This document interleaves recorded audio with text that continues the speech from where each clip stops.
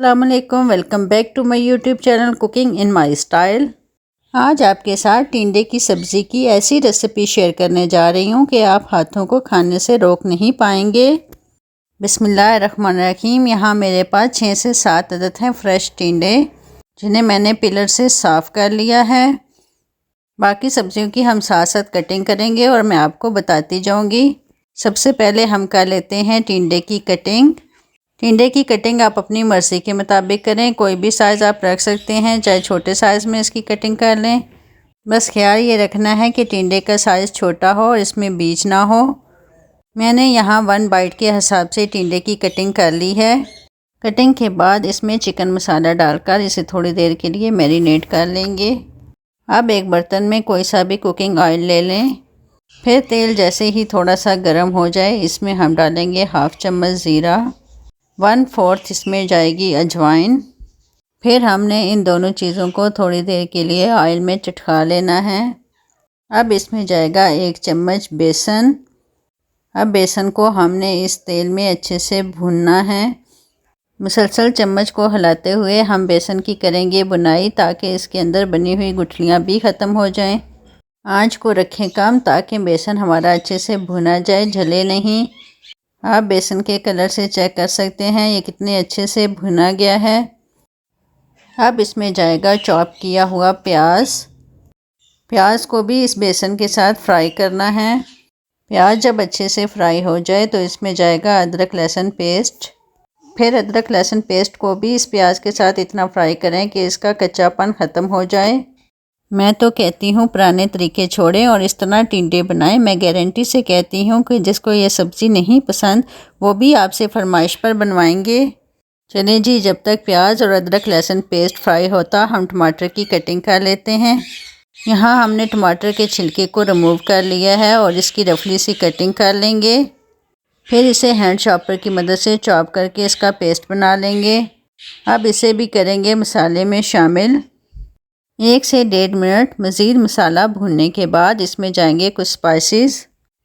तो 1/2 चम्मच हम इसमें दड़ा मिर्च और 1/2 टीस्पून लाल मिर्च पाउडर, 1/4 हल्दी इसमें जाएगी, 1/2 टीस्पून इसमें खुश्क धनिया पाउडर जाएगा और 1/2 टीस्पून नमक, 4 से 5 साबुत लाल मिर्च इसमें जाएंगी।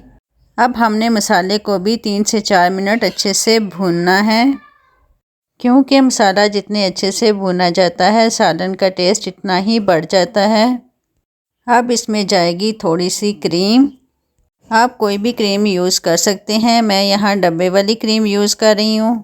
आप घर की फ्रेश क्रीम भी यूज़ कर सकते हैं। अब इस क्रीम को भी हमने मसाले में भूनना है। यकीन करें कि आज इतने ज़बरदस्त से टिंडे तैयार होने जा रहे हैं कि टिंडे भी अब टिंडे होने पर रश करेंगे। सब्ज़ मिर्च को भी हमने दही के साथ ग्राइंड कर लिया था। अब इसे भी मसाले में डालकर भून लेंगे। अब इसे कवर करके 1 से 2 मिनट के लिए छोड़ दें, ताकि मसाला अच्छे से रेडी हो जाए। तब तक हम एक और बर्तन में ले लेते हैं थोड़ा सा ऑयल। अब हमने इसमें मैरिनेट किए हुए टिंडों को फ्राई करना है।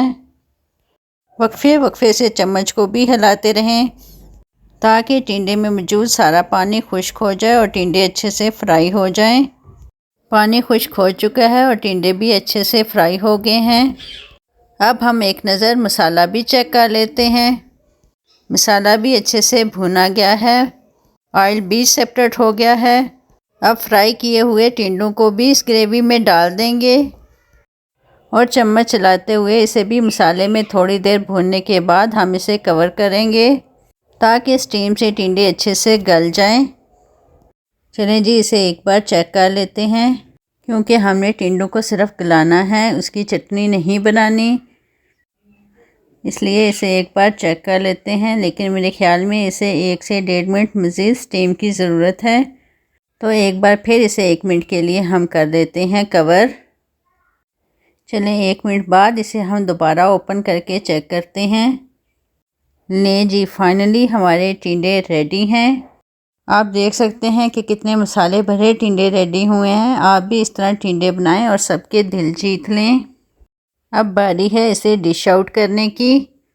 माशाल्लाह ज़बरदस्त, आज तो टिंडे भी टिंडे नहीं लग रहे। आप भी इस रेसिपी को एक बार ज़रूर ट्राई करें। जो टिंडे पसंद नहीं करता वो भी खाने लग जाएगा। चलें जी, अब लेती हूँ इजाज़त। इंशाल्लाह फिर मिलेंगे किसी नई रेसिपी के साथ। अपना ख्याल रखिएगा। अल्लाह हाफिज़।